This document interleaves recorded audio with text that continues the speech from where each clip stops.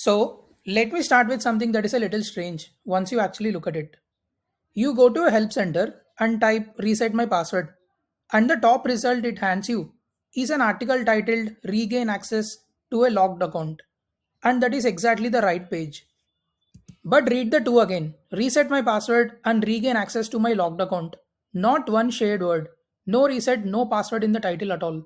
So a search that just matched the words in the title would skip straight past this article, and yet it came back as the top result. And this is not me cherry picking. I actually ran this exact thing through a real embedding model, and the title came out on top. So, how did it know? How did it know that reset my password and regain access are the same idea with no words in common? That is what we call search by meaning. And underneath it sits one idea, an embedding.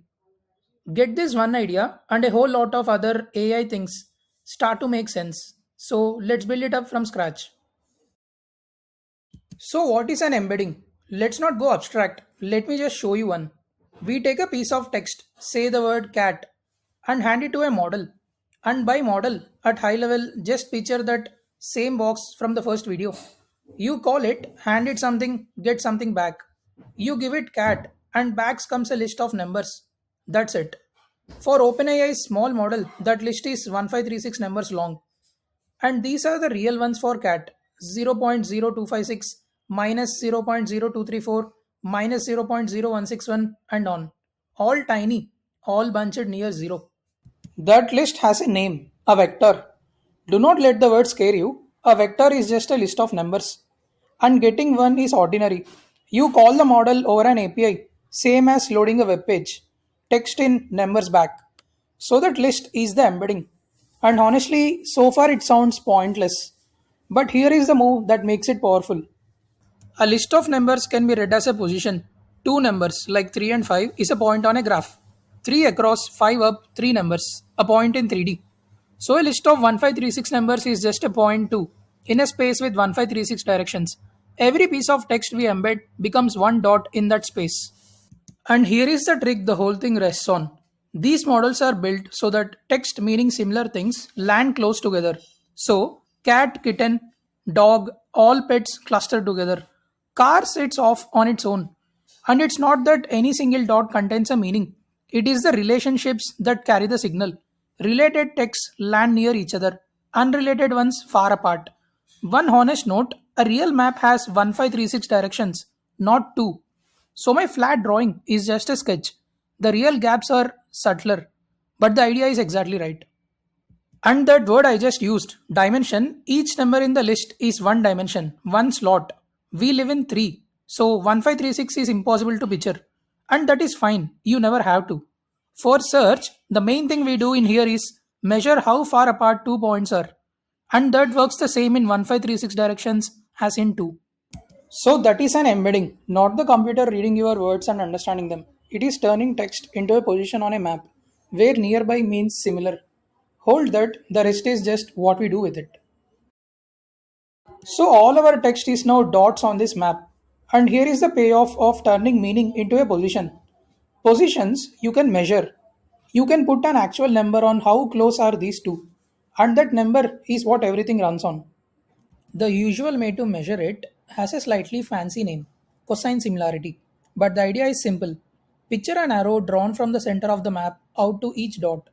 Cosine just asks, do the two arrows point in the same direction? Pointing the same way is a 1. At right angles, a 0. Pointing opposite, minus 1. Now, those are just geometric numbers. The smaller the angle between two pieces of text, the higher the score. What a given score means in practice depends on the model, and we will come to that. And once you can score how close, search falls right out of it. We embed every document once ahead of time. So each one is already a dot. You type a query, we embed that the same way. So it is a dot as well. And then we find the dots nearest to it. That is called nearest neighbor search. Closest points win. And that is exactly our opening trick. Reset my password, become a dot. And its nearest neighbor was regain access to a locked account. Not because they share words, they share none, but because they point the same direction on the map. We were never matching words, we were matching direction. One honest warning, because this one trips people up. That score is not a percentage. A zero point 0.8 does not mean 80% similar.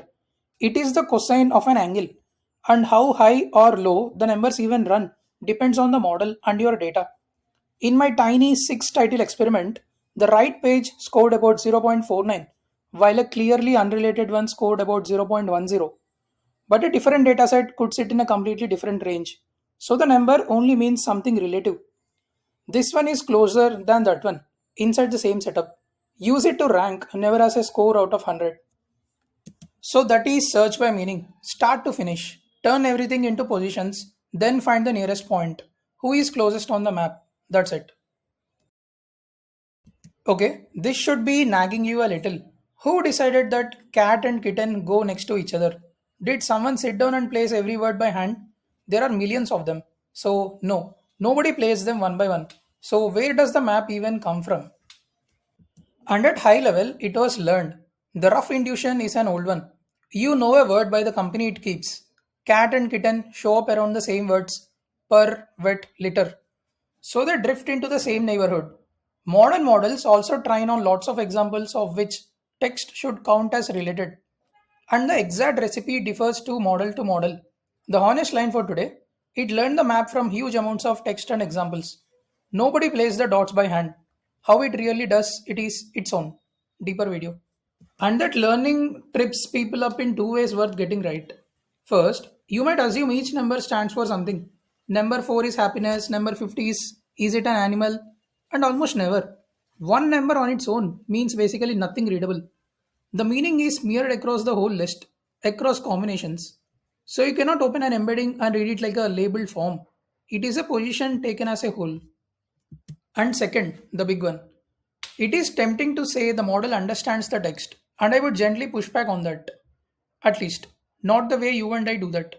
What it learned is where to place things. So, similar stuff lands nearby. That is placement. Learned from statistics, genuinely useful, and not comprehension in the human sense. Keeping those two apart saves a lot of confusion later. And one quick thing, since a sharp viewer will ask, does bank get one fixed spot even though river bank and bank account mean different things? Embed each as a whole phrase and they land in different places because the surrounding words change the input. Same word, different phrase, different dot. How again is a deeper video.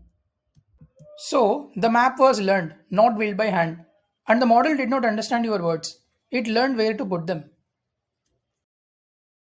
So, where do we actually meet this? Constantly. It turns out most search by meaning you run into, a help center, your notes, a code base, works exactly like this. Embeddings, finding the nearest point. And a lot of recommenders use the same move, just with an item instead of a query. But here is the one you have probably hit. You hand a chatbot your own documents, a PDF, your company's help pages, and it answers questions from them. So let's say we have 100 policy pages and someone asks, what is our refund window? And now we could just stuff all 100 pages into the model on every question. But that burns through its budget. It costs more. And honestly, it makes it harder for the model to find the answer buried in all that text. And remember from the first video, on its own, it has no idea about your private documents anyway. So what we really want is just the relevant pieces. First, we retrieve. Pull out maybe the 3 or 4 that matter. And embeddings are one very common way to do that. We cut the documents into small pieces, each one a chunk. Embed every chunk. And now the question simply finds its nearest chunks on the map. Then, the second step, we take those few chunks and paste them into the prompt and ask the model to answer using them. Retrieve first, generate after. Those two steps together have a name RAG, Retrieval Augmented Generation. Though honestly, the name barely matters. And notice, embeddings are only the retrieval half here. You could just as well retrieve with a keyword search or a database query. Real systems often mix them. The map is one common way in, not the only one. But sit with what actually happened. The model did not know your refund policy. It never learned it. We used the map to find the right page, handed it over, and it read the answer of that.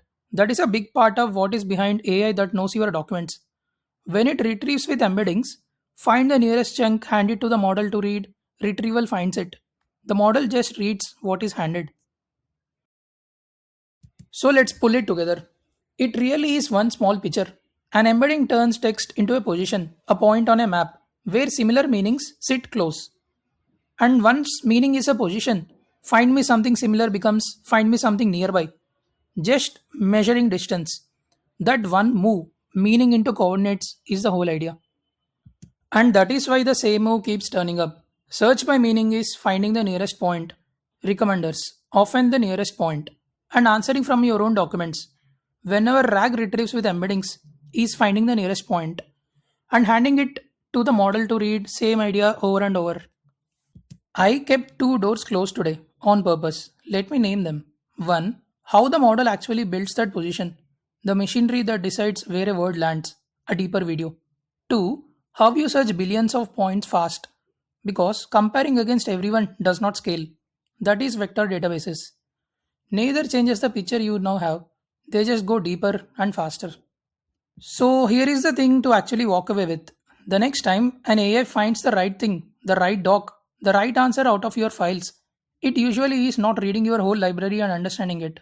More often, it turned meaning into a place and looked for what was nearby. That's it. And once you see it that way, a lot of AI magic just turns out into, oh, it's finding nearest point. And next time we will write on this. Now that we can retrieve the right context, when do we just put it in the prompt? When do we retrieve it like this? And when does fine tuning actually make sense? That is the next one.